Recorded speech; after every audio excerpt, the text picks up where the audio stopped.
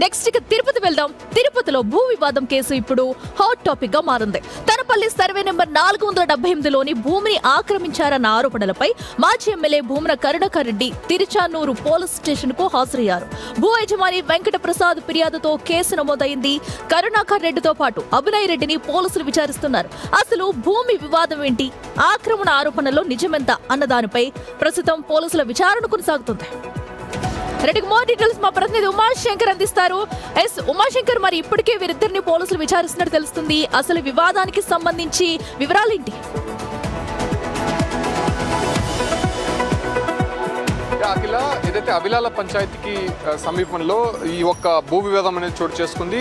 478 survey నెంబర్కి సంబంధించి అంటే అక్కడ భూమన కరుణాకర్ రెడ్డి అనాథరైజ్డ్గా ఆక్రమించారనేటువంటి ఒక ఆరోపణ ఉంది. సో దానిపైనే చెరుకూరి వెంకటేశ్వర ప్రసాద్ అనేటువంటి వ్యక్తి ఇచ్చినటువంటి ఫిర్యాదు మేరకు తిరుచానూరు పోలీస్ స్టేషన్లో కంప్లైంట్ నమోదు చేశారు. అంటే అంతకుముందే కూడా కలెక్టర్ దగ్గరకు వెళ్ళినటువంటి ఈ ఒక ఫిర్యాదు ఆ తర్వాత విజిలెన్స్ అండ్ ఎన్ఫోర్స్మెంట్ దగ్గరికి వెళ్ళింది. సో వాళ్ళు విచారించిన తర్వాత కలెక్టర్కి ఆదేశాలు ఇచ్చారు. కలెక్టర్ దగ్గర నుంచి ఎస్పీకి ఆదేశాలు వచ్చిన తర్వాత కేసు నమోదు చేసినట్టయితే చెప్తున్నారు. అయితే కలెక్టర్ పేరు మీద మొదటగా కేసు ఇచ్చినటువంటి ఫిర్యాదు మేరకు కేసు నమోదు చేసినట్టు అటు కరుణాకర్ రెడ్డి చెప్తున్నారు. ఆ తర్వాత ఆ ఎఫ్ఐఆర్ని పూర్తిగా రద్దు చేసి ఏదైతే కంప్లైంట్ ఇచ్చినటువంటి ఫిర్యాదు మేరకు ఎఫ్ఐఆర్ నమోదు చేసినట్టు చెప్తున్నారు. సో పూర్తిగా ఇది రాజకీయ కక్షతో ఈ రకమైనటువంటి కేసులు నమోదు చేస్తున్నారని చెప్పినప్పటికీ కూడా అటు చెరుకూరి వెంకటేశ్వర ప్రసాద్ బాధితుడు ఇచ్చినటువంటి ఫిర్యాదు మేరకు ప్రస్తుతం విచారణ జరిగినటువంటి నేపథ్యంలో ఆ భూమికి సంబంధించి డాక్యుమెంట్స్ అన్ని ఎవరి పేరు మీద ఉన్నాయి? నిజంగా వెంకట ప్రసాద్ చెప్పినట్టు అది భూమిని కబ్జా చేసేందుకే ప్రయత్నించారు, ఎందుకంటే ఫెన్సింగ్ అవన్నీ తొలగించేశారంటూ చెప్తున్నారు. ప్రస్తుతం అక్కడ ఆ భూమి దగ్గర సిచ్యువేషన్ ఏంటి?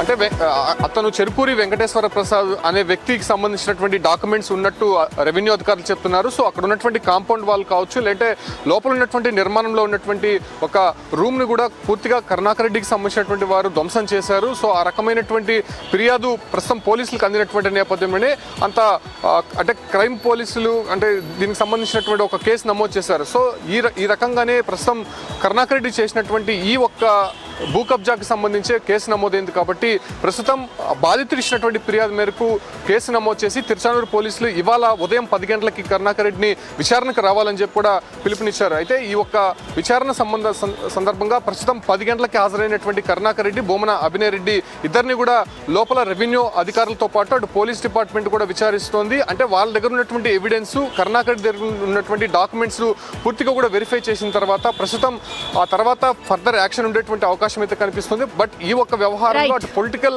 గా కొంత గడ్జి ఉన్నట్టు వైసీపీ ఆరోపిస్తుంటే, మరోవైపు పోలీస్ నుంచి అటు కలెక్టర్ ఆఫీస్ నుంచి మాత్రం ఉన్నటువంటి డాక్యుమెంట్స్ బాధితుడు ఇచ్చినటువంటి ఫిర్యాదు మేరకే తాము కేసు నమోదు చేశామని చెప్పి వాళ్ళు చెప్తున్నారు. మొత్తం మీద విచారణ తర్వాత ఎటువంటి ఆధారాలు బయటపడతాయనే విషయాలపైన కూడా ఇంకా క్లారిటీ రావాల్సి ఉంది. అఖిల, రైట్ ఉమాశంకర్, థ్యాంక్ యూ. మరి కరుణాకర్ రెడ్డి విచారణలో ఎలాంటి విషయాలు ప్రస్తావిస్తారో చూద్దాం. నెక్స్ట్